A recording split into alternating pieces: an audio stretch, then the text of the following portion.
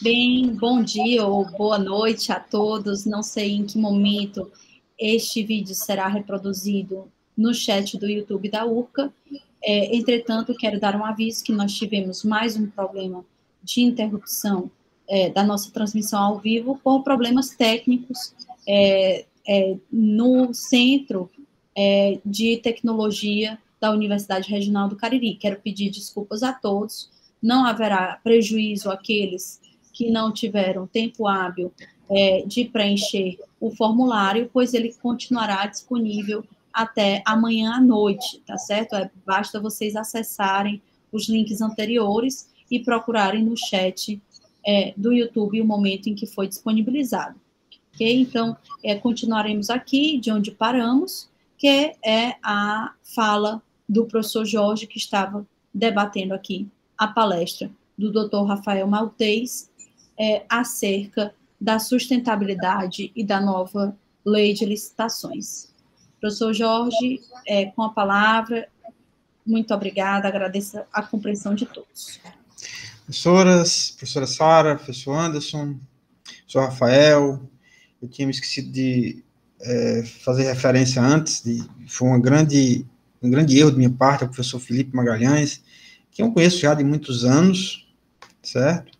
Aqui do Cariri, ele já atuou aqui por muitos anos no Cariri, e até hoje é lembrado na Universidade Regional do Cariri e nos cursos de pós-graduação, e em outros cursos também, como um grande professor, e exatamente um grande professor de Direito Administrativo, que tem uma matiz de especialização em licitações. Então, com certeza, a fala dele vai ser uma fala muito rica. Eu vou só simplesmente fechar a minha participação aqui, até porque diante de palavras tão ricas, pessoas tão proeminentes e tão de discurso tão importante, tão eminente e sábio a respeito do tema da licitação, é muito melhor, muito mais interessante nós deixarmos a palavra para esses expertos, como exatamente foi o caso do professor Rafael. Então, só para concluir a minha fala, e sintetizando a minha participação, eu dizia que, sumariamente, numa suma bem objetiva, a nova lei de licitação, ela não traz propriamente grandes avanços, porque até naquilo que ela apresenta como inovações, ela, em verdade, ela está incorporando questões que já foram trazidas por outras legislações, ou mesmo pela compreensão doutrinária e jurisprudencial. Então, ela tem o mérito de ser uma grande sintetizadora das compreensões postas. E tanto quanto a lei anterior, ela é uma lei que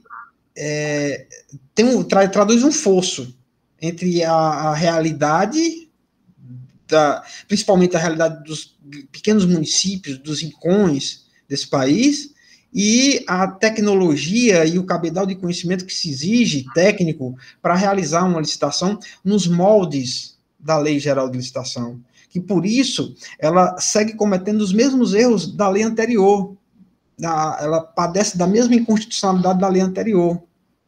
O direito brasileiro como um todo, ele precisa se conectar com o neoconstitucionalismo que está sendo desenvolvido na América Latina, nos outros países da América Latina, na América Hispânica. E aqui cabe um destaque muito interessante ao constitucionalismo peruano, que incorpora os elementos da cultura indígena na realidade do direito constitucional. Então, ao invés de o índio ser um elemento a ser tutelado pela Constituição, a cultura indígena é um elemento vivo dela própria, da Constituição. As constituições latino-americanas falam de Pachamama, né? Quer dizer, eles trazem uma noção da deidade de acordo com a cultura local, com a cultura original dos povos originais. E isso sim é um resgate. E isso tem tudo a ver com o discurso que o professor Rafael traz do meio ambiente, importante discurso. É preciso estar antenado com a visão de meio ambiente da Europa, sem dúvida. Há elementos importantes na visão europeia de meio ambiente, mas há muito mais riqueza se nós formos incorporar a cultura indígena nessa visão do meio ambiente. Então, nós temos muito mais a ganhar nesse sentido. Haverá uma integração muito maior, muito mais rica, muito mais proeminente nesse sentido.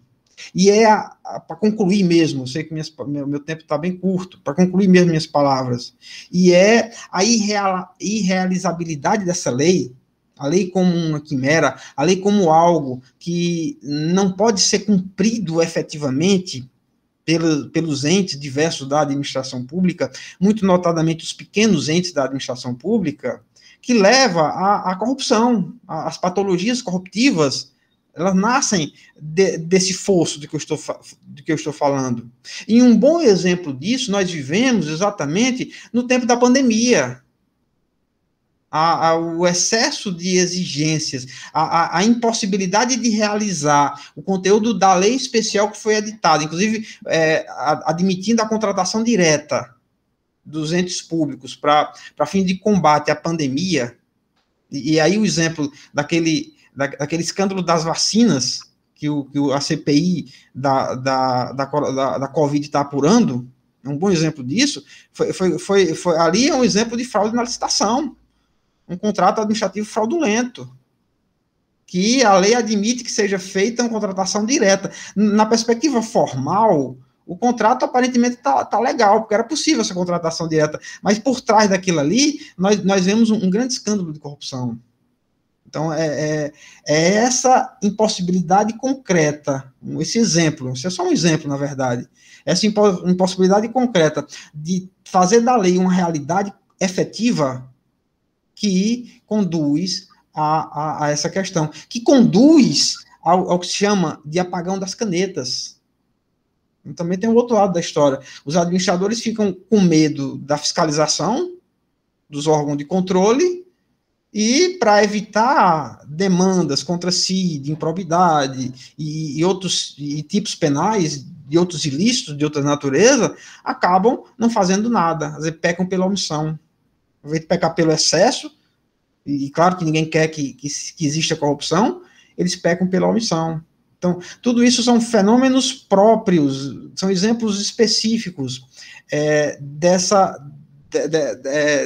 modelo de legislação. O grande pecado dessa lei de licitação e da lei de licitação anterior, seja em matéria de meio ambiente, seja em qualquer outro aspecto, é que ela é uma lei que não democratiza.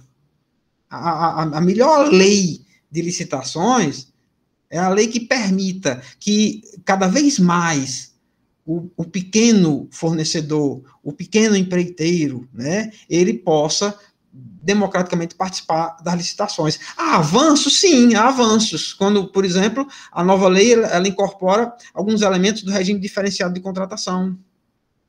Mas ainda é tímido esse avanço, ainda é preciso ir mais adiante. Então, é uma leitura de macro que eu faço, né, no sentido de que a crise é uma crise do sistema jurídico, é muito mais profunda, que nós devemos incorporar outros elementos para podermos superar essa crise. Então, a minha perspectiva é nesse sentido, o que coloco, sobretudo, eu faço questão de ressaltar, no sentido de somar as palavras do professor Rafael, né, em nenhum instante eu discordo da perspectiva que ele coloca, mas essa minha visão, eu acho que pode trazer ainda mais elementos, mais perspectivas de análise para essa discussão, para esse debate. E acredito que o professor Felipe também, acho que a próxima fala dele, ele vai ter muitos acréscimos a trazer nesse sentido. Então, meu tempo eu sei que já está esgotado, e me declaro satisfeito, professora Sara, professor Anderson, pela minha participação, agradecendo, né, essa grande honra de poder estar aqui presente. Obrigado, professor Jorge, né, quero agradecer imensamente a sua participação, né, sempre disposto, né, a colaborar com a nossa universidade. Ato contínuo, né, eu queria passar a palavra para o professor Felipe Magalhães, tá certo? Para que ele possa palestrar sobre uma temática muito importante, ainda no viés das licitações, né, que é a temática dos impactos da nova lei de licitação no ordenamento jurídico brasileiro. Né? O professor Felipe Magalhães Ele é procurador federal, mestre em planejamento e políticas públicas pela UES, instrutor da Escola Superior de Administração Fazendária, ZAF, da Escola de Advocacia Geral da União e da Escola da Magistratura da 5ª Região. Professor de várias pós-graduações em Direito Administrativo, tá certo? E conhecedor na matéria de licitações e contratos. Professor Felipe, é uma honra tê-lo conosco, né? O senhor tem 30 minutos para tecer comentários, considerações sobre os impactos da nova lei de licitação no nosso ordenamento. Fique à vontade. Boa noite, meus caros. Agradeço o convite do professor Anderson. Para mim é sempre uma satisfação, uma honra estar nos eventos da universidade, da querida Universidade Regional do Cariri, onde eu ainda sou professor, né? Leciono nos cursos de pós-graduação. Já estive aí no campus do Iguatu, no campus do Crato, ali no Pimenta. Satisfação, professor Rafael, em conhecê-lo. E meu querido Jorge Mikles, cujas intervenções foram muito certeiras e já me trazem aqui algumas ideias que eu sequer pretendia mencionar, mas com a fala do professor Jorge Mikles, não tem como não abordá-las. Muito boa noite, professora Sara, pela gentileza e parabenizo pela belíssima e gentil condução dos trabalhos. Bom, meus amigos, falar de licitação nos últimos 2 anos, pelo menos, né, a partir da pandemia, tem sido uma tarefa, eu estava comentando aqui com os colegas, que a gente necessita de muito reforço, né? O professor Jorge Mikles aí está com reforço dos livros atrás dele, e eu estou aqui com reforço dos Vingadores, né? Para ver se a gente consegue tocar essa parada, porque de marasmo a gente não morre. Quem trabalha com direito administrativo, principalmente licitações, de tédio a gente não morre, porque o que saiu de produção normativa, e aí, leia, não só leis, não só a lei da pandemia, a 13.979, não só a nova lei de licitações, mas de muitos normativos no âmbito federal, não é brincadeira, né? Então, a gente fica com a cabeça bem bagunçada, digamos assim. Mas, pegando um gancho já no que o professor Jorge Mikles vinha falando, essa discussão mais macro, eu tenho até aqui uma pequena apresentação para falar de alguns pontos específicos, né, que eu acho interessante ressaltar na nova lei, mas como o professor Jorge Mikles trouxe essa discussão mais macro, eu vou querer começar por ela, porque ela é até mais interessante do que o que eu ia falar, né? Essa discussão sobre a qualidade da norma, ela vem desde o PL, né? Desde a discussão do projeto de lei, da nova lei de licitações, vem se travando essa discussão acerca da qualidade da nova lei de licitações, daquilo que se esperava dela e daquilo que veio, né? Quando do projeto de lei, essas críticas do professor Jorge Mikles já eram críticas que existiam. Uma lei que seria mais Brasília, menos Brasil, né? Se falou muito esse jargão. Nova lei de licitação é mais Brasília e menos Brasil, está focando num cenário ideal da esplanada dos ministérios e não está enxergando a realidade dos pequenos municípios nos rincões. Outra crítica que sempre se fez foi acerca do tamanho da norma, né? Muitos dispositivos, a opção do legislador por uma norma bem extensa, diferentemente, por exemplo, da lei das estatais, que optou por um regime mais enxuto, digamos assim, né? E tudo isso acabou se concretizando. Eram discussões do PL, mas se concretizou na lei. Uma lei extensa, uma lei grande, uma lei altamente normativa, uma lei altamente detalhista, né? Mas, ao mesmo tempo, eu não sei, talvez eu seja um pouco mais otimista que o professor Jorge Mikles, digamos assim, né? Eu tenho um pouco mais de otimismo em relação à nova lei, professor Jorge, porque eu acho que, pelo menos a intenção de construir uma norma boa, ela existiu realmente nos debates. Quem acompanhou os debates nas comissões especiais, inclusive a professora Irene participou, foi convidada, dentre outros grandes especialistas, viu realmente que havia ali uma intenção de construir uma boa norma, né? A Secretaria de Gestão do Ministério da Economia, que, de certo modo, influenciou bastante na construção da nova lei, teve um papel fundamental na construção do texto.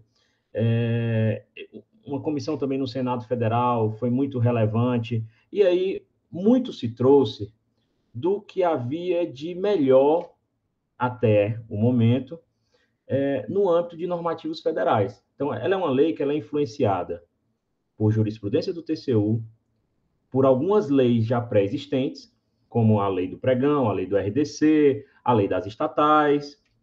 Ela é influenciada por exemplo, o diálogo competitivo, por diretivas europeias, e ela é muito influenciada também por instruções normativas federais que já existiam quando da elaboração da norma, como, por exemplo, a IN 05 de 2017, do Ministério do Planejamento, que trata da contratação de serviços, que são normas boas e estão aí em plena aplicabilidade e trazem instrumentos muito interessantes no âmbito das contratações públicas no seio federal.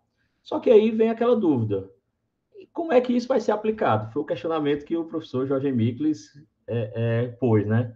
Como é que o pequeno município vai elaborar um termo de referência, vai fazer um estudo técnico preliminar, com todos os elementos, todos os requisitos que a lei exige, que já é baseado no modelo federal, né? Eu me recordo de uma palestra do IBDA, professor Jorge Mikles, quem era? Era o professor Marcos Nóbrega, que é Tribunal de Contas lá de Pernambuco. Ele dizia o seguinte: rapaz, eu analisando essa nova lei de licitações, eu só consigo chegar à seguinte conclusão: os 3 grandes dilemas da humanidade hoje são: de onde viemos, para onde vamos e como se faz um termo de referência, né? Porque a quantidade de elementos, de informações que deve conter um termo de referência, torna ele realmente um dos dilemas da humanidade. Mas eu sou um otimista. Eu sou um otimista e acredito, professor Jorge Mikles, que essas ponderações que o colega coloca em relação à aplicabilidade da lei, elas são sim válidas, elas são reais. Não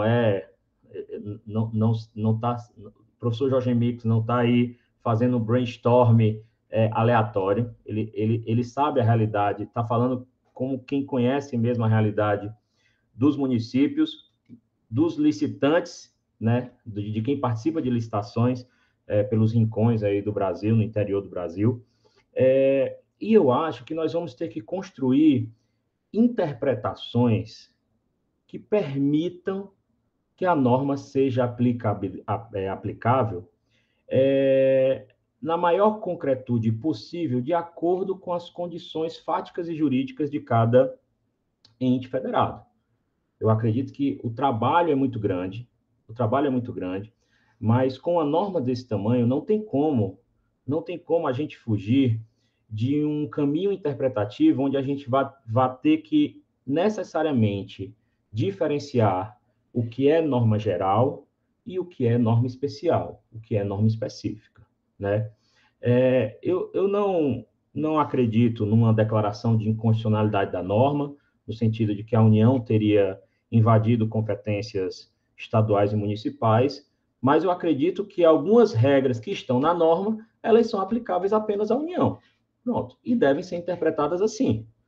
Ou seja, uma interpretação constitucional, não uma declaração de inconstitucionalidade, mas uma interpretação conforme a Constituição, que é um dos métodos interpretativos lá que nós temos no direito constitucional. Então, naturalmente, nós vamos ter um trabalho de construir esse caminho, construir o caminho de aplicação da nova norma, permitindo, franqueando aos municípios e aos estados regulamentar alguns pontos da norma de forma diferente do que está posto na nova lei de licitações, porque aquelas regras, algumas delas seriam aplicáveis apenas à União Federal. Não é um trabalho fácil, porque algumas regras elas ficam ali numa zona muito cinzenta, né? Do que é norma geral, do que é norma especial. E aí o trabalho nosso, dos professores, da academia, dos tribunais de contas, dos órgãos de interpretação da lei, dos juristas, da doutrina, vai ser fundamental, né? Vai ser fundamental para que a gente trabalhe bem com esse instrumento que é o que nós temos. Porque quando a gente estava em 2019, 2020, discutindo essa norma, professor Jorge, essas críticas, no momento de construção, elas ainda influenciavam aí o legislador, poderiam gerar algumas alterações no texto, mas agora a gente tem que trabalhar com o que a gente tem, né? A gente tem que trabalhar com o texto que a gente tem. Claro que o texto ele pode ser melhorado, pode ter alterações na norma, projetos de lei alterando alguns dispositivos, mas enquanto essas alterações não vêm, a gente tem que trabalhar com o material que a gente tem, a norma que foi produzida, que eu não acho uma norma de todo mal, assim, tá entendendo? De todo mal, apesar de ter sim, também algumas críticas, eu acredito que há um material aí que a gente possa trazer um caminho interpretativo, um caminho de aplicabilidade bom. Por exemplo, o início lá da norma, os primeiros dispositivos da nova lei de licitações, ali entre os artigos 1º e 10, que fala sobre os agentes públicos, que fala sobre a principiologia, toca num ponto muito sensível e que eu acho que o legislador ele realmente tem que fomentar em todas as esferas de governo, União, Estados e municípios, que é a governança nas contratações públicas, né? Muito se exige, né? Muito se exige, de muito tempo que se exige no âmbito do direito administrativo, que nós tenhamos uma profissionalização dos agentes públicos que trabalham com contratação pública, né? E a despeito das deficiências que a gente sabe que os municípios e que alguns estados, mas principalmente os municípios, possuem em matéria de recursos humanos, principalmente, não é por conta da deficiência de material humano que o legislador iria abrir mão de exigir uma qualidade na prestação do serviço e na qualificação dos profissionais e da profissionalização do profissional que trabalha com contratação pública. A gente tem que, nesse ponto, e aí eu acho que a gente tem que nivelar por cima. A gente tem que nivelar por cima. Agora, os órgãos de controle têm que atentar para que a norma chegando, tem que haver um tempo de maturação. As administrações elas têm que se organizar, elas têm que se estruturar, elas têm que ter um tempo de adaptação para que o espírito da governança chegue em todos os rincões do Brasil. Não é fácil, né? Mas a LINDB, por exemplo, e o fato da própria lei, nova lei de licitações, fazer referência, salvo engano, no artigo 5º, a lei de introdução às normas do direito brasileiro, que traz aí, a partir de 2018, instrumentos importantíssimos em matéria de interpretação, de tomadas de decisão e de sistema sancionador de agentes públicos, né? Eu acho que existe um caminho interpretativo aí para tratar com isonomia as diferenças dos mais diversos entes federados do nosso país. Isonomia no sentido material mesmo, né? Tratando desigualmente essas desigualdades, que elas são reais, elas são concretas, né? Com ponderação, com proporcionalidade, para não ocorrer o que o professor Jorge Mix falou muito bem, o apagão das canetas, que também é uma realidade, e aí nós temos que fomentar e dotar de instrumentos legais eficazes o bom gestor e fazer com que o bom gestor não tenha medo de trabalhar, né? Veja o que a lei das estatais fez, professor Jorge Henriques. Olha que interessante. A lei das estatais, em 2016, ela tem uma primeira parte ali de governança nas estatais, que ela é altamente rígida, as regras de acessibilidade aos cargos de direção, conselho de administração, conselho fiscal nas estatais foram robustecidas, né? As vedações, principalmente pelo capitaneamento político-partidário das empresas públicas e sociedade de economia mista, foi uma preocupação do legislador. Aí, quando chega lá na parte de contratação pública, e isso influencia também a nova lei de licitações, o legislador lá de 2016, na 13.303, ele flexibiliza as regras. Ele dá mais liberdade na contratação. Por quê? Porque ele pressupõe que ele está oferecendo aqueles instrumentos para um bom gestor. Ele pressupõe o quê? Se a escolha dos gestores foi feita de acordo com os critérios que eu tracei aqui na lei, que são critérios rígidos, para esse cara aqui, eu posso dar instrumentos mais flexíveis. E para muitos, na época, parecia um contrassenso, porque a lei das estatais ela veio num contexto ali pós-Lava Jato, de resposta a um capitaneamento político-partidário de empresas estatais, notadamente a Petrobras e tudo mais, e para muita gente isso parecia um contrassenso, né? Como assim? Nós temos uma crise nas empresas estatais, nas licitações, e o legislador traz uma regra mais flexível. Ele traz mais flexível nas licitações porque ele enrijece na governança. Por isso que as regras de governança, elas são importantíssimas, e eu acho que é um dos pontos principais assim que devem ser fomentados na nova lei de licitações. Porque trabalhando bem a governança nas contratações, a profissionalização nas contratações públicas, nós vamos ter o melhor uso dos instrumentos que a lei traz. Porque essa questão da corrupção, que o professor Jorge Mix muito bem mencionou, ela é uma questão realmente sintomática, que não se resolve do dia para a noite, e lei nenhuma vai resolver. Você pode dotar aí o administrador dos mais diversos instrumentos jurídicos da modernidade, enfim, que o mau gestor, ele encontra, ele sempre encontra um caminho, um contorno, ele vai ali, é como a água, né, que ela se adequa ali ao espaço onde ela vai passando e ela consegue ultrapassar o sistema. É impressionante isso.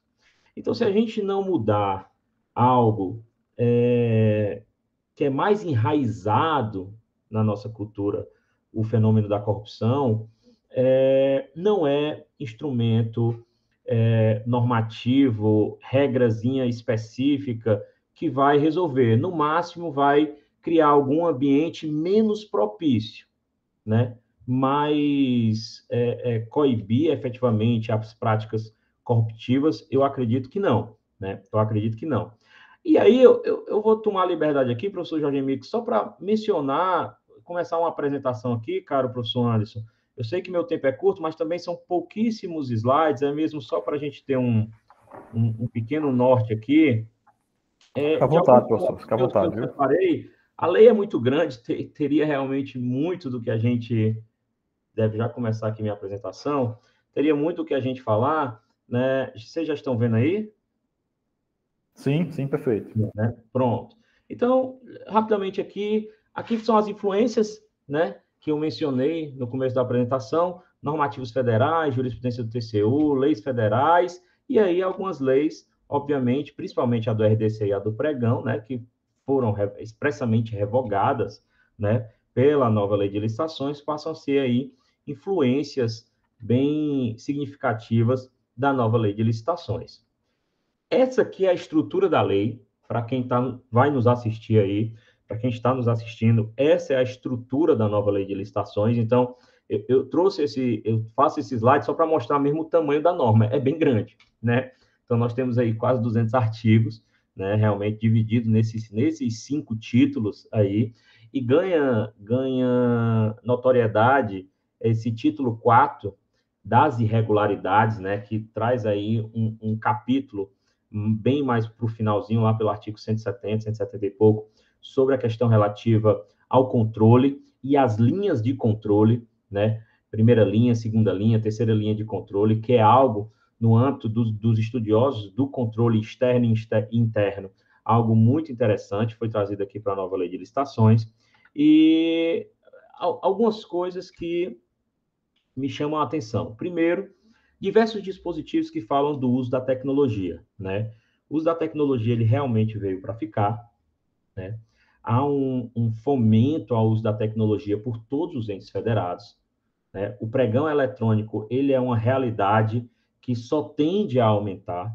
já domina aí a grande maioria das contratações públicas no âmbito da União. Salvo engano, o pregão e o pregão para SRP correspondem aí, pessoal, a ser quase 50% das contratações, porque os outros 50% é por dispensa e inexigibilidade. Eu tenho uns dados aqui do Portal da Transparência. Hoje em dia, para você aprender licitação, caro Anderson, eu costumo dizer, rapaz, você tem que aprender contratação direta e pregão, porque pelo menos no âmbito federal, metade das licitações são dispensa e inexigibilidade, e a outra metade das contratações, né? E a outra metade ou é pregão eletrônico direto, ou é pregão para ato de registro de preço, SRP, né? Então, algo que chama muita atenção. E o legislador, salvo engano, lá pelo artigo 17, ele tem uma preocupação com os municípios, com a questão da acessibilidade ainda, e fala que quando a sessão não puder ser, se ela for presencial, ela será pelo menos gravado em áudio e vídeo, né? Para você ter ali a questão relativa à possibilidade de controle dos atos administrativos. Então, o uso da tecnologia ele é muito fomentado, então, e existem muitos convênios que a própria União e outras instituições franqueiam a estados e municípios para que façam uso das plataformas federais do Comprasnet, por exemplo, certo? Outro ponto que chama atenção em relação à antiga lei de licitações é a questão relativa às modalidades licitatórias. Até porque as modalidades tradicionais lá da 8666, né, professor Jorge, a concorrência, a tomada de preço, o convite, eles eram praticamente modalidades em desuso, né? O pregão dominou completamente o cenário das contratações públicas e eu acredito que vai continuar assim. O pregão vai continuar dominando o cenário das contratações públicas e as demais modalidades licitatórias que eu mostro aí no nosso painel, a concorrência, o concurso, o leilão e o diálogo competitivo, que é a grande novidade, eles passam a ser modalidades secundárias para casos especiais. Por que eu digo para casos especiais? Porque a partir de agora as modalidades elas não são mais atreladas a valores. Nós tínhamos antigamente, né? Ainda temos, né? Porque nós estamos aí no prazo de vacácio, de fim, né? De morte, digamos assim, da 8666, mas nós temos lá modalidades atreladas a valores. Nós não temos mais isso. Nós temos modalidades atreladas a objeto, basicamente.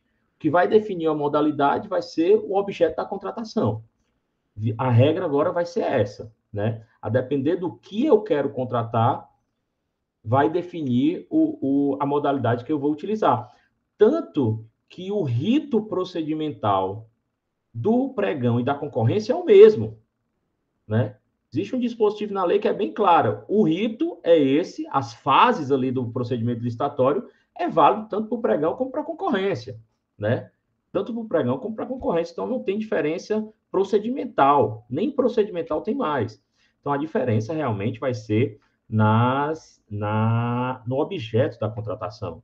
E aí, o diálogo competitivo, que eu costumo usar esse quadro aí, essas fotos, né, como uma brincadeira, que o diálogo competitivo é basicamente isso, né? Influência de uma diretiva europeia de contratação pública, que tem por objetivo ali trazer, num primeiro momento, por isso que eu coloco aí o pessoal aí em harmonia e tudo mais, um diálogo entre a administração e o agente econômico privado, e isso traz uma ideia muito interessante de uma administração dialógica, pessoal. Uma administração que não vê o fornecedor, o agente econômico privado, como aquele que quer ganhar o contrato, não vê como uma pessoa distante. A administração não tem por que ela não trazer para perto dela, no bom sentido, obviamente, o agente econômico privado, porque isso é natural no mercado. Isso é natural no mercado que eu tenha demandas que, para eu formatar a minha demanda, eu precise conversar com o pessoal, inclusive com alguém que pode ser o meu futuro fornecedor. Então, a administração ela não pode mais se colocar numa posição de distanciamento do particular, como se o particular ali fosse alguém que eu não pudesse chegar perto, porque senão eu vou estar me contaminando.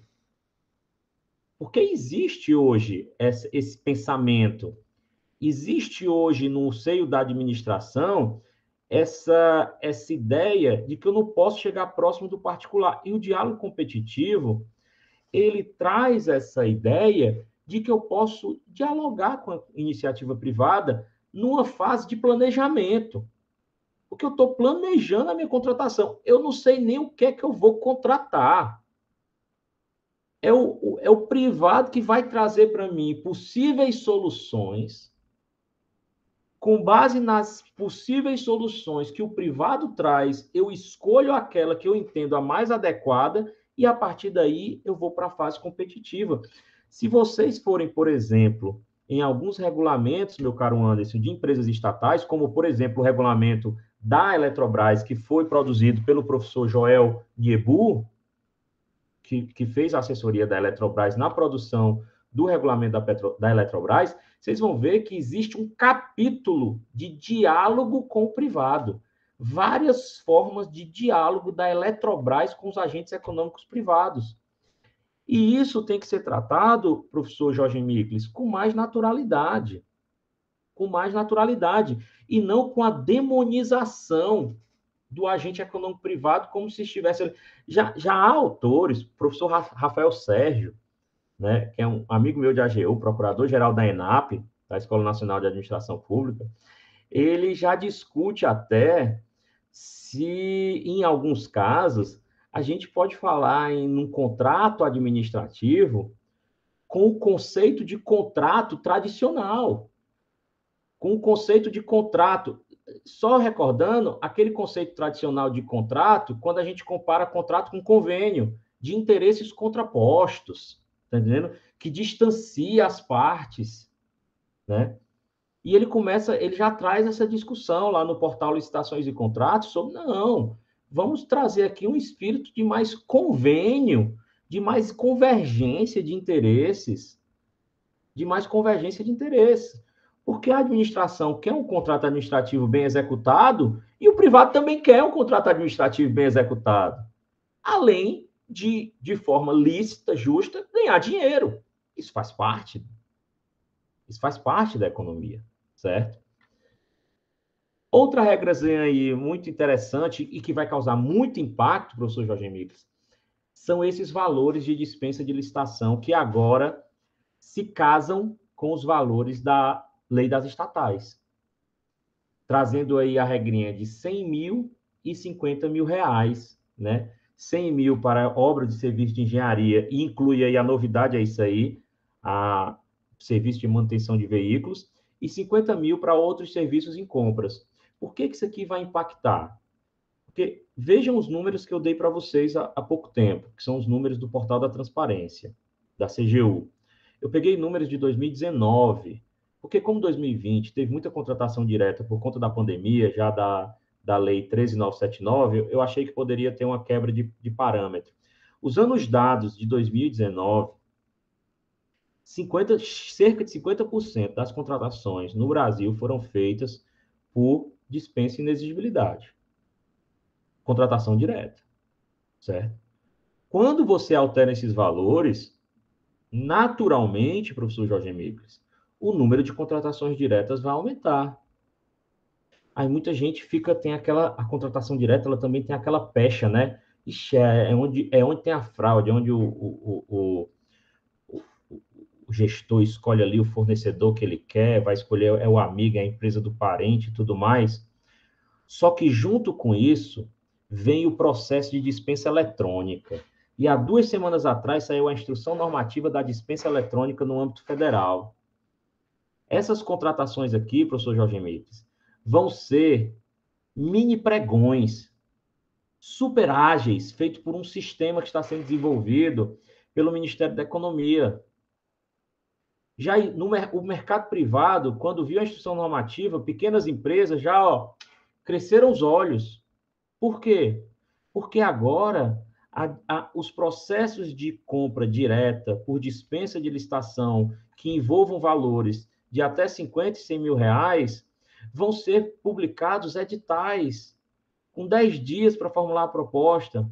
Um sistema que vai abrir uma disputa eletrônica de até 3 dias, com fornecimento para até 30 dias. Então, são coisas muito rápidas, sem recurso, né? Ou com uma possibilidade de impugnação lá bem simples, simplificada, para não virar uma licitação também, né?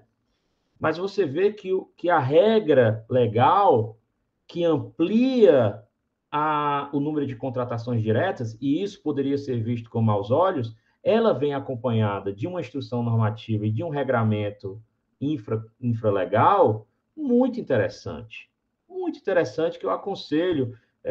Depois eu digo aqui o número, ou eu passo para o colega Anderson para divulgar para os alunos o número e o texto, passo o texto para ele da instrução normativa que foi editada, não deve estar nem com 2 semanas, né? Não deve estar nem com 2 semanas. Compliance na nova lei de licitações. Antes da nova lei de licitações, estava pipocando no Brasil todo, em estados e municípios, leis estaduais e municipais estabelecendo regras de compliance como condição para contratar com a administração pública. Ou seja, em algumas contratações, o agente econômico privado ele precisaria ter uma estrutura, uma política de integridade, de combate à fraude e corrupção instituída dentro da sua empresa. Tem lei no Rio Grande do Sul, Rio de Janeiro, município de São Paulo, Distrito Federal, Mato Grosso do Sul, saiu algo aqui, pelo menos um PL aqui no município de Fortaleza, eu tenho conhecimento também. Então, já se esperava que a nova lei de licitações trouxesse algo nesse sentido, e trouxe até mais. Porque o que se esperava e o que veio era que a nova lei de licitações estabelecesse assim, nas licitações X, só pode contratar se tiver programa de compliance. E isso veio para as contratações de grande vulto. O que são contratações de grande vulto? Contratações acima de 200 milhões de reais. Aí, Jorge Mikles, essa regra, eu acho que é uma regra específica para a União. Sabe por quê? Porque 200 milhões de reais é grande vulto nas contratações federais. O Rio Grande do Sul editou lei estadual estabelecendo limite de 150 mil reais. Então, liberdade do ente. O ente que escolhe o que é grande vulto para a sua realidade local. Essa é uma regra que eu entendo que ela é válida só para a União e que os estados e municípios podem legislar em valores diferentes do que está na lei de licitações. Liberdade total. Inclusive, esse dispositivo da nova lei de licitações não revoga as leis estaduais e municipais que já existem desde 2016, 2017 sobre esse tema, porque isso é matéria de normatização específica, não é regra geral. Não é regra geral. Só que a lei avançou e, além disso, ele estabelece o programa de compliance como critério de desempate, ele estabelece o programa de compliance, caro professor Anderson, como um critério de mensuração de aplicação de penalidades, e isso foi uma influência clara da lei anticorrupção, porque a LAC já traz isso como critério de penalização lá na lei de improbidade das pessoas jurídicas, e ele estabelece o compliance como uma condição para reabilitação, beleza, meu caro, para reabilitação de empresas punidas com declaração de inidoneidade em algumas hipóteses. Outra regrinha aí, pessoal, que vale a pena atentar. Existia no âmbito da administração pública há muito tempo uma demanda para que os contratos de fornecimento contínuo pudessem ter o mesmo prazo dos serviços continuados. Aquelas contratações, meu amigo Jorge Mix, que é feito todo ano, papel, copo, papel higiênico, guardanapo, todo ano abre um pregão para comprar material de consumo, material de escritório, material de limpeza, todo ano. Não são contratações eventuais, são contratações periódicas. Aí vem a nova lei de licitações, atende uma demanda que eu acho importantíssima, que vai diminuir o número de licitações anuais, que eu acho importante também, e permite que você tenha contratos de até 5 anos para fornecimento contínuo. Aí você vê, você tem o poder de contratos mais longos e junto com o poder vem a responsabilidade, né? Já diria ali a música do Homem-Aranha, né? Eu lembro que meu filho que cantava essa música, Com grandes poderes vem grandes responsabilidades. Era a música do Peter Parker, né? Então, poderes e responsabilidades. Então, você tem que ter realmente um gestor bem preparado, até para fazer a gestão de um contrato de fornecimento por um prazo tão alongado. E olha o que o 107 faz. Ele leva esses contratos, possivelmente, até 10 anos. Então, você vai ter poder contratos de serviço e fornecimento de até 10 anos. Isso não é ruim. Isso eu vejo por um lado positivo. Responsabilidade da administração por encargos trabalhistas. Aqui, ó, pessoal, nítida influência da jurisprudência do Tribunal Superior do Trabalho e do Supremo Tribunal Federal em decisões recentes sobre responsabilidade trabalhista. Principalmente essa parte final do parágrafo 2º, que eu botei em verde, do artigo 121. O legislador deixou redondo esse dispositivo, porque havia discussão. Primeiro, a que tipo de contrato a responsabilidade da administração pública subsidiária, ela seria aplicável. O legislador deixa bem claro, contratações de serviço contínuo com dedicação exclusiva de mão de obra. Certo? Mantém a responsabilidade solidária pelos encargos previdenciários e subsidiária pelos encargos trabalhistas, vírgula, aí a parte final. Se comprovada falha na fiscalização do cumprimento das obrigações do contrato. E aí, caro professor Jorge, nas capacitações que a gente dá, que a gente ministra para fiscais e gestores de contrato, o que é que a gente diz? Ó, pessoal, vocês têm que fiscalizar bem a execução dos contratos. Primeiro, por conta do interesse público, porque a gente quer uma boa prestação do serviço público. E a boa prestação do serviço público, ela pressupõe uma boa prestação do serviço dos contratados pela administração pública, dos terceirizados. Segundo, porque se houver falha na fiscalização, a administração pública pode ser responsabilizada. E se ela for responsabilizada subsidiariamente numa ação trabalhista, obviamente, ela vai atrás do seu direito regressivamente, em face de quem deu causa à responsabilização, quem? Fiscais e gestores de contrato. Finalizando, meu amigo, estou bem pertinho. Artigo 151 traz importantes regras sobre a resolução de controvérsias, em que já há norma, lei federal que prevê a possibilidade do uso da arbitragem, da mediação, da conciliação. Eu acho que a discussão aqui vai ser...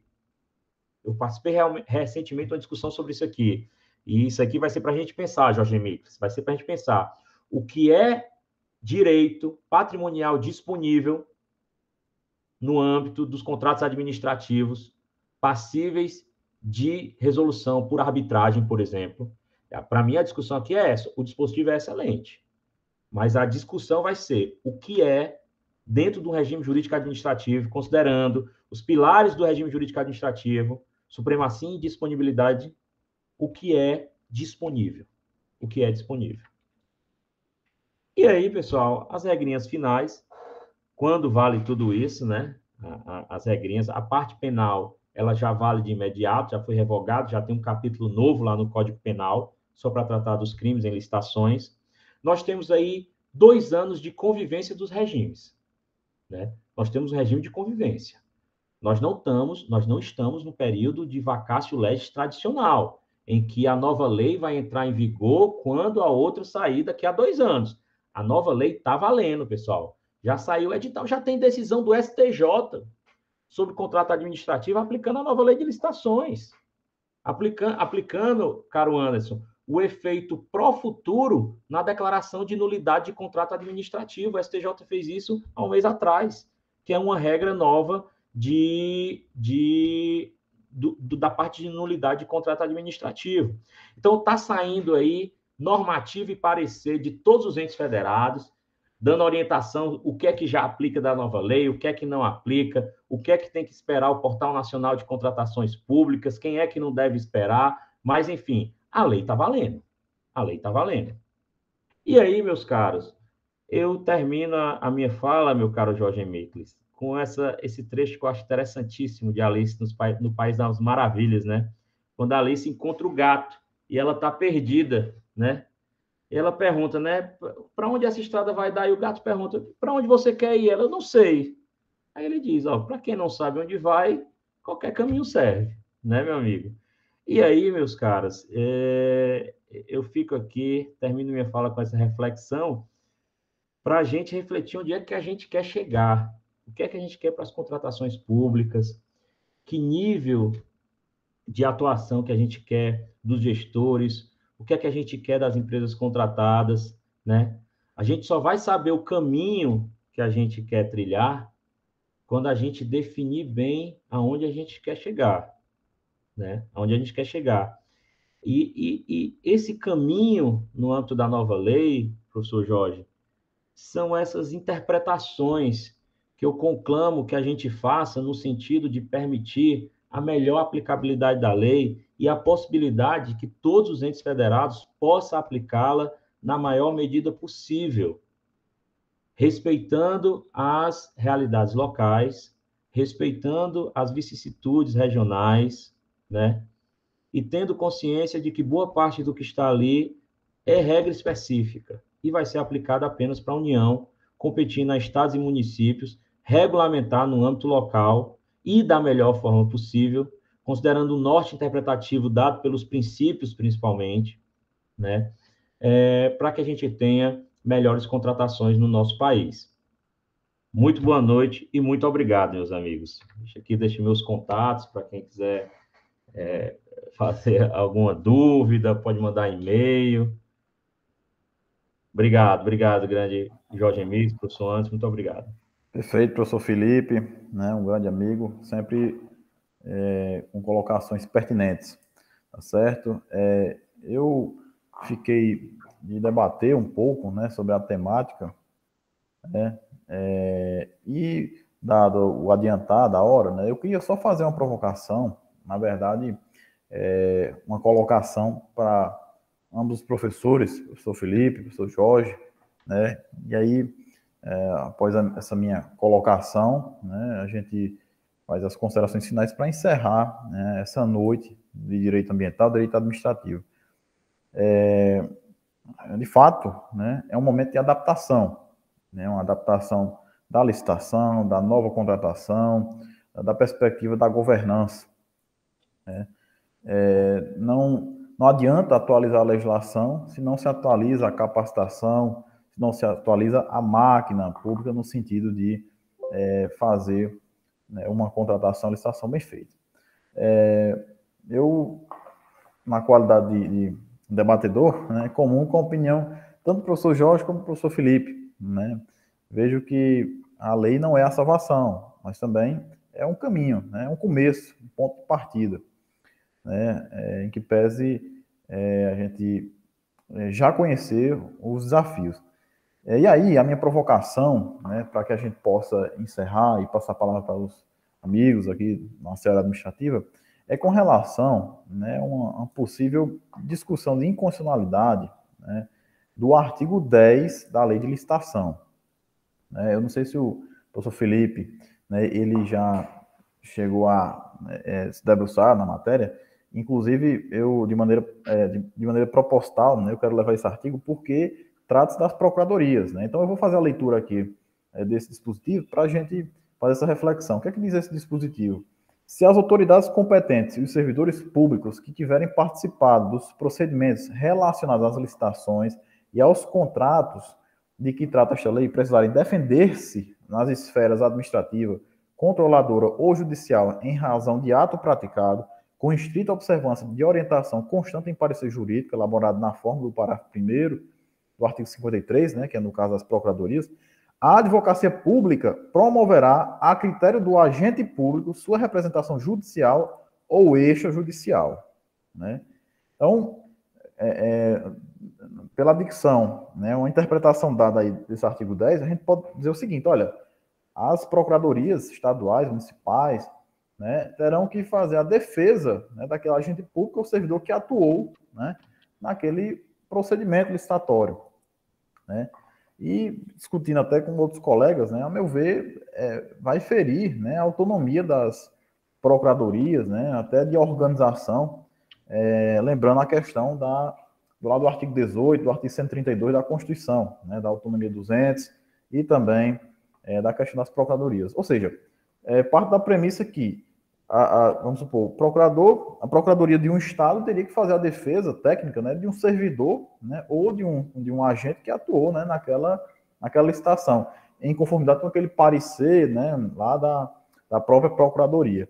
Então, assim, eu queria saber a opinião do professor Felipe, né, se ele entende, né, um ponto de inconstitucionalidade, o professor Jorge também, né, sobre dois aspectos. O primeiro, né, que a lei de licitação está extrapolando o seu viés, né? Ela trata, né, a lei de licitação sobre questões gerais de licitação e contratação, mas nesse ponto penso que extravasa, né, a sua competência, porque ela está nesse caso aí tratando de organização, né, de procuradorias que podia ser, que é via exclusiva, né, de uma lei complementar de um estado, por exemplo, né, vai tratar dessa matéria, né, e exigindo que a Procuradoria tenha uma estrutura, né, muito maior, né, e a partir disso vai ter que fazer defesa técnica de servidor de agente, como a lei diz, né, que participou de procedimento em relação à licitação e contratação, né, na esfera administrativa, controladora ou judiciária. Então, eu não sei se me fiz entender, mas aí o professor Felipe testa os comentários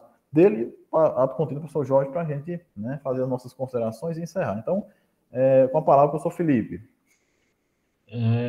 Meu caro, é o seguinte, eu acho que do ponto de vista da constitucionalidade, realmente eu entendo que a discussão seria da pertinência do texto na nova lei de licitações. Em relação ao conteúdo em si, essa representação, ela já é algo que existe, pelo menos no âmbito da Advocacia Geral da União, né? Agora tem uma diferença. Quem a questão seria, assim, só interrompendo, a questão seria nos estados e municípios, né? Não, Assim, isso. Porque o que é que acontece em relação à regulamentação que existe hoje dessa representação de agentes públicos que atuam em decorrência de pareceres, etc. Quem faz a análise da pertinência da defesa ou não é o órgão de assessoria jurídica. Hoje, no âmbito da União, existe uma solicitação que é feita, existe um processo de solicitação que é feito pelo agente público para a Advocacia Geral da União, que vai avaliar se há pertinência realmente no pedido, se há correlação, por exemplo, entre o ato que está sendo impugnado do agente público e aquilo que estava constante no parecer e na orientação jurídica, né? Ou seja, se efetivamente haverá possibilidade de defendê-lo ou não. A dúvida e aí a inconstitucionalidade que eu entendo material do dispositivo seria em relação apenas ao agente escolher, a critério dele. Ele escolhe se quer ou não.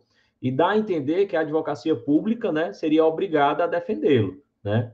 Eu acredito que a melhor interpretação é no sentido de que ele escolhe se ele quer ou não, e escolhendo a advocacia pública, ele faz um requerimento e a advocacia pública do respectivo ente vai avaliar se é o caso de bancar, digamos assim, se o Estado, né, Estado em sentido amplo, o Estado, União, município, vai bancar a defesa daquele ente, né? Não concordo com a interpretação no sentido de que a advocacia pública, havendo a opção do agente público pela defesa da advocacia pública, ele vai ser obrigado, a procuradoria respectiva do ente vai ser obrigada a representá-lo. Eu acho que essa não é a melhor interpretação.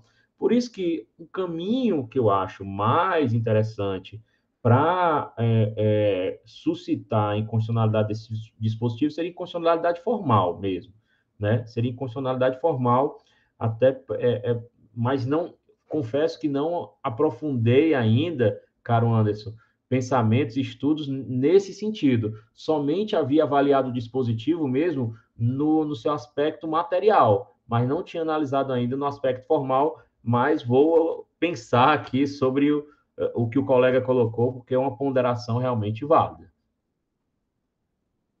Perfeito. É nesse sentido. Porque eu andei refletindo com relação, né, a essa questão da competência, né, da lei de licitação, né, obrigar, digamos assim, um Estado ou município fazer essa defesa, né, se se não estaria ferindo a autonomia, né? Aí, lá do artigo 18 da Constituição do Estado do município. Mas é uma coisa a gente amadurecer, quem sabe até escrever algo sobre o assunto, né? Professor Jorge, o senhor tem opinião? Só um detalhe. Esse inciso primeiro que foi vetado, eu fiz até na época que estavam sendo analisados os vetos, foi pedido para mim uma manifestação pela minha associação, que foi levada na época ao Congresso Nacional, por vários colegas também que subscreveram, pelo veto realmente do inciso primeiro. Porque o inciso primeiro, ele falava assim, professor Jorge Henriques, ele cria uma regra de exceção, né? E ele dizia assim, ó, só voltar aqui para o texto da lei, a lei diz assim, a situação em que ele vai fazer a representação, aí no final ele diz assim, não se aplica o disposto no caput quando o inciso 1 está vetado. O inciso 1 tinha a seguinte redação, quando o responsável pela elaboração do parecer não pertencer aos quadros permanentes da administração pública. E isso tocava no ponto sensível dos municípios, né? Dos municípios. E esse foi o motivo pelo qual o dispositivo foi vetado, né? Porque muitos municípios não têm procuradoria ainda estruturada.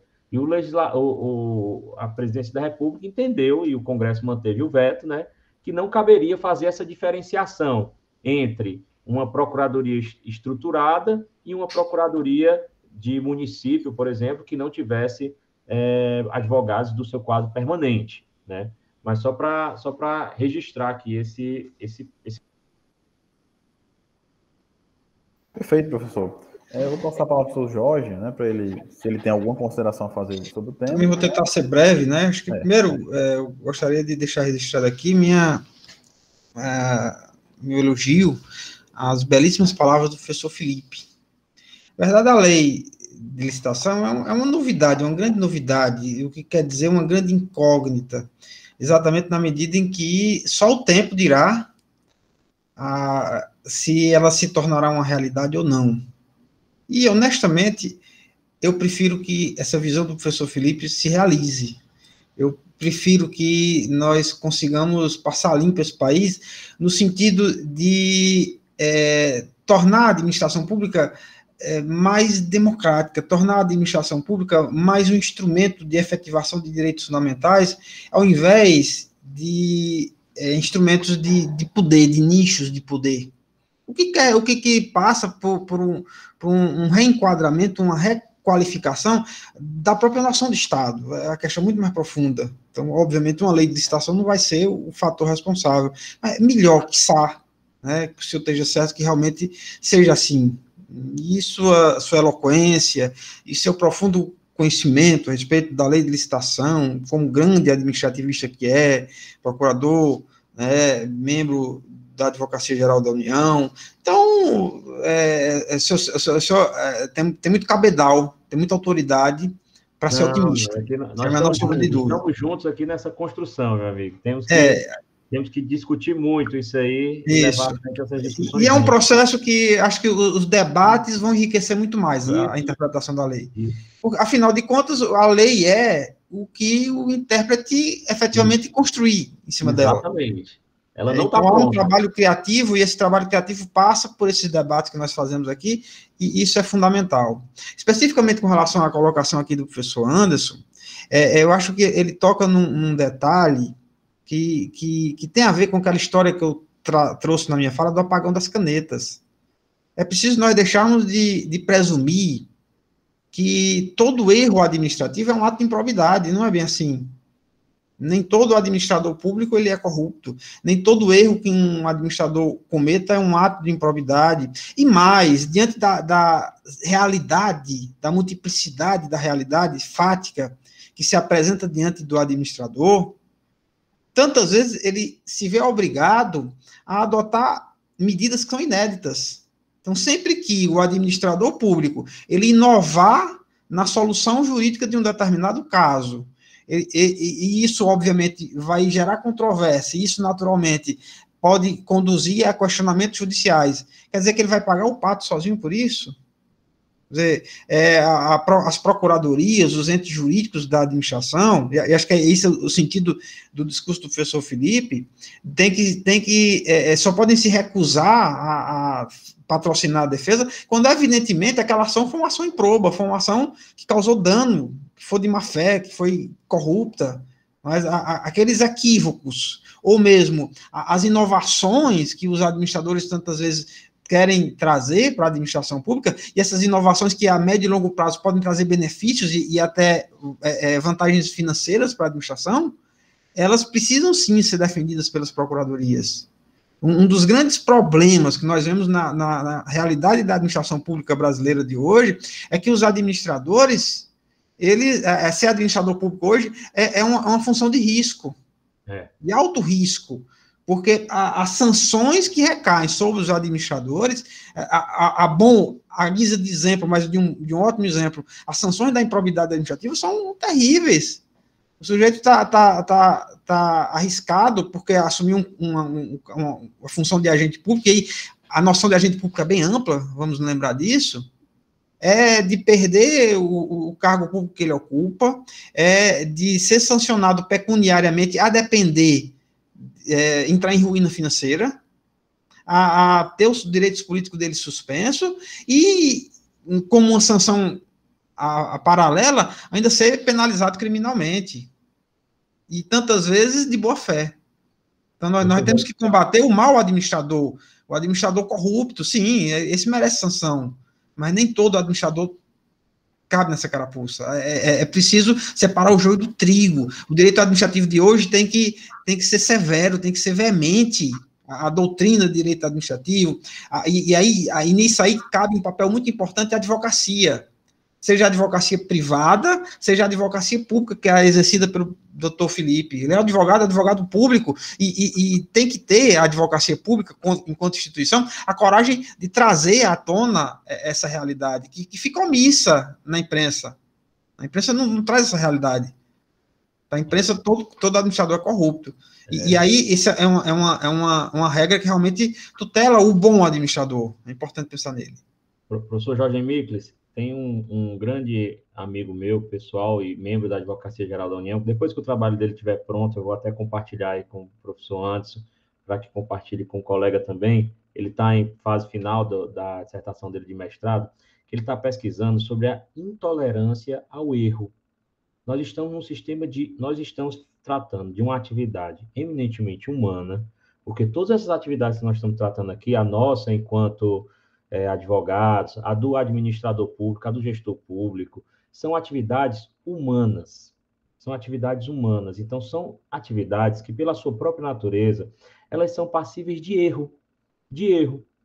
E quando qualquer tipo de erro é tratado como uma improbidade administrativa, né, como um erro, e aí vem aquele conceito de erro grave, que fica entre a culpa e o dolo, enfim, que é algo até de difícil conceituação, mas na medida em que você não admite a possibilidade do erro comum, do erro natural, do erro que eu ou qualquer um dos colegas aqui podem cometer, né? A gente está deixando de trazer a gente está tirando a humanidade da nossa atividade. A gente está tirando a própria humanidade da nossa atividade. E o colega está escrevendo sobre isso. Sobre a intolerância ao erro e a discricionariedade do controle. Eu estou na fila para adquirir esse livro, professor Felipe. Tá, e assim, uma referência também nesse sentido, é esse livro aqui, ó. Direito Administrativo do Medo. Eu já ia pegar aqui, quando você estava falando do apagão das canetas. Certo? É nesse sentido, certo? Esse livro aí é nesse sentido. Que é preciso separar o joio do trigo. Claro, nós temos que ter uma política de combate à corrupção. Ninguém quer corrupção nesse país. Mas, assim, nós não podemos cometer crimes para combater a corrupção, que também é patologia corruptiva. Um erro não justifica o outro. E temos que ter o bom senso de separar o administrador incauto, o administrador que comete erro, do administrador improbo e criminoso. Isso. É muito importante fazer essa separação. E aí, olha, na academia, o professor Anderson é importante, nas palestras, o doutor Felipe é importante, na advocacia todos nós somos relevantes para produzirmos as teses jurídicas, levantarmos a bola para os juízes decidirem nesse sentido, sermos veemente nessas defesas. E aí, eu entendo assim, que a lei de licitação, ela vai de encontro ao que já é uma compreensão, porque tem o outro lado da história, tem muito membro do Ministério Público que está tentando acoimar de improbidade administrativa o ato do procurador do ente público que vai defender o administrador. Esse é outro absurdo maior ainda. Aí isso causa um problema tão sério internamente nas advocacias públicas, caro professor Jorge, que nós temos hoje uma discussão dentro da advocacia, qual é o papel do advogado público no trabalho de consultoria e assessoramento? Porque se ele for querer ser um promotor dentro da procuradoria, para ficar fiscalizando o gestor, ao invés de viabilizar as políticas públicas, ele fez concurso por cargo errado. Tá entendendo? E aí a gente tem criado, dentro de algumas discussões, nesses ambientes acadêmicos e internos dentro da própria AGU, a discussão no sentido do perfil do procurador que está ali no assessoramento do gestor público.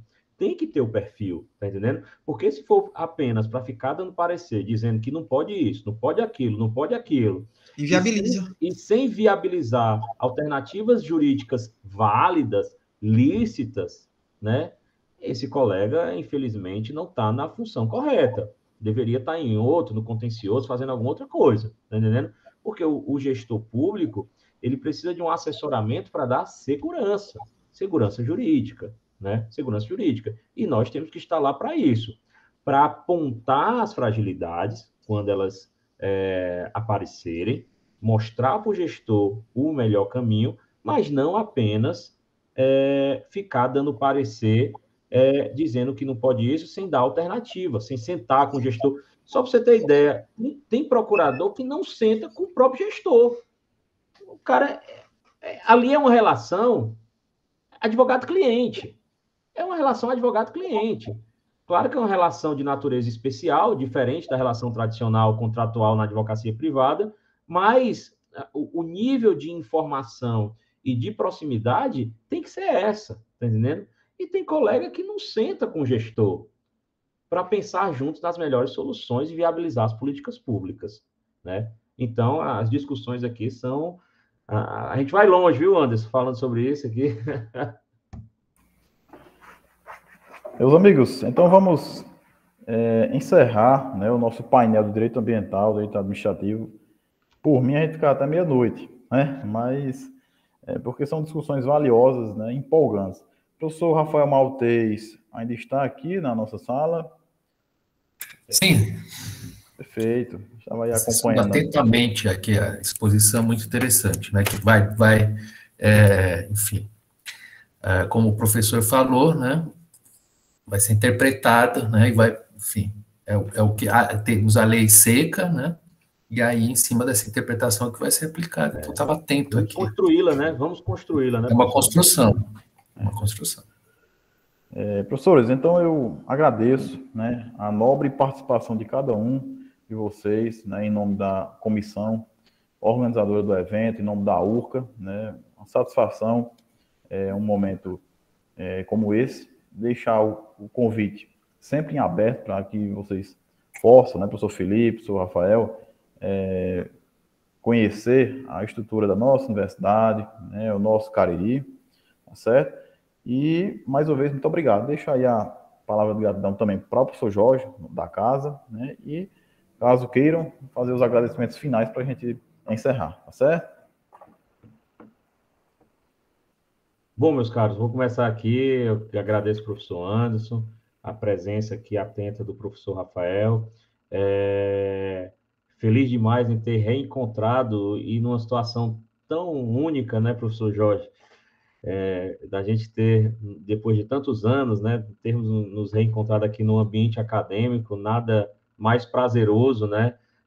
Agradeço demais as intervenções, as reflexões, são questões mesmo que eu levo para refletir no meu dia a dia. Não sei se a professora Sara ainda está aí, mas também agradeço a gentileza e fico à disposição, meu caro Anderson. Estou sim, viu, doutor Felipe? Boa noite, minha amiga. Forte abraço a todos. Muito obrigada a todos. Na minha parte, eu quero só dizer o meu muito obrigado e que é uma satisfação redobrada poder participar dos eventos da URCA, né? Principalmente nessa política de integração entre os seus diversos campi.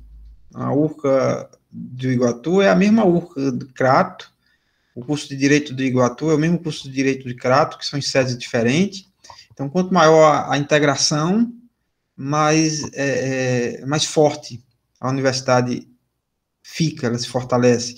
A Universidade Regional do Cariri, que é uma universidade pública, é a universidade mais antiga do interior do estado do Ceará, fica no sul do estado do Ceará, e ela tem um papel fundamental no desenvolvimento de toda a região, não só do Ceará, como das regiões circunvizinhas ao Ceará. Então, é uma grande honra ser parte dessa história. Muito obrigado. Também vou aqui falar as palavras finais, agradecer a recepção calorosa, muito simpática, conhecer todos os professores, parabenizar e agradecer muito a professora Sara, a gente sabe o trabalho que é organizar, contratar as pessoas aceitarem, foi um evento fantástico, né, com temas necessários, pertinentes, aqui eu ouvi atentamente, de professores, reunir uma equipe, assim, de professores altamente qualificados, com muito conhecimento, a gente ouve ver a capacidade, né, a profundidade das discussões, todos nós aqui aprendendo muito. Parabéns, professora, pela organização, pelo convite, professores Jorge, Philips, Anderson, todos aqui, prazer em conhecê-los, né, enfim, sempre aprendendo, e fico à disposição, enfim, que for necessário. Obrigado, pessoal. Obrigado, professor Jorge, professor Rafael. Então, declaro encerrados os trabalhos desse painel, e até o próximo painel nosso Congresso, né, Nacional de Direito, tá certo? Obrigado a todos, uma boa noite, bom dia, boa tarde. Tchau, tchau. Saudações.